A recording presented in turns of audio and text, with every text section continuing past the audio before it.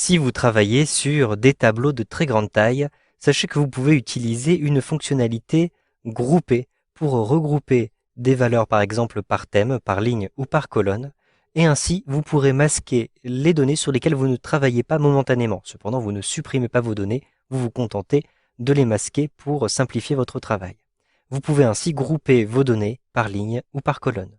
Je souhaite par exemple créer un groupe pour mes 10 premiers clients. Je vais donc sélectionner ici les 10 premiers clients. Donc je clique sur le premier, je maintiens le bouton de la souris appuyé et je déplace le curseur de la souris jusqu'à la ligne 11.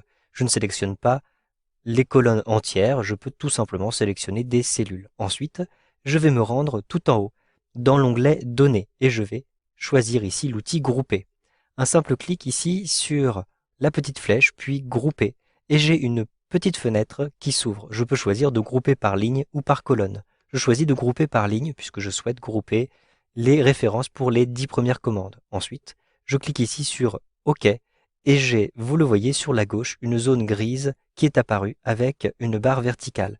Cela signifie que ces 10 éléments ont bien été groupés ensemble. Si je souhaite maintenant les masquer, je peux le faire tout simplement en cliquant sur le petit signe moins qui se trouve à cet endroit-ci. Je clique simplement et vous le voyez, j'ai maintenant masqué les 10 premières commandes puisque mon tableau commence avec la commande 11 comme vous pouvez le voir ici.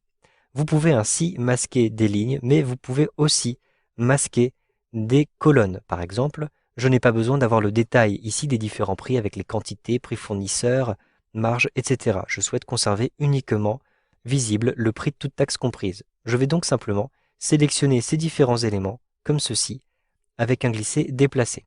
Ensuite, je me rends dans l'onglet Données et je me rends dans l'outil Grouper. Je choisis donc de grouper et cette fois-ci, je vais grouper les colonnes. Je coche donc colonne et je clique ensuite sur OK.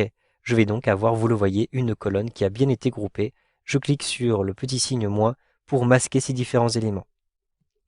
Sachez que vous pouvez aller encore plus vite. Simplement, cliquez ici sur la première en-tête de colonne que vous souhaitez grouper. Ensuite, cliquez sur l'en-tête de la dernière colonne tout en appuyant sur la touche Shift ou Maj de votre clavier, puis cliquez sur Grouper. Vous le voyez, le groupe a été fait extrêmement rapidement.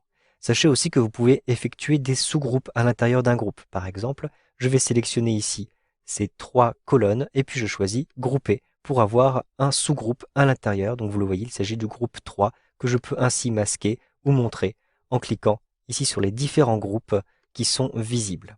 Si vous souhaitez maintenant dissocier un élément qui se trouve à l'intérieur d'un groupe, je vais par exemple sélectionner les différentes lignes et je ne souhaite pas que cette commande-ci, par exemple la commande 10, fasse partie de ce groupe. Je vais donc la sélectionner en cliquant sur l'entête de la ligne. Puis je vais choisir en haut à l'intérieur de l'onglet Données, dissocier. Et donc vous le voyez, je viens de faire sortir cette commande, la commande 10, de mon groupe. Si je souhaite maintenant complètement dissocier les éléments de mon tableau, je peux sélectionner les 10 éléments qui font partie de ce groupe, puis je choisis dissocier.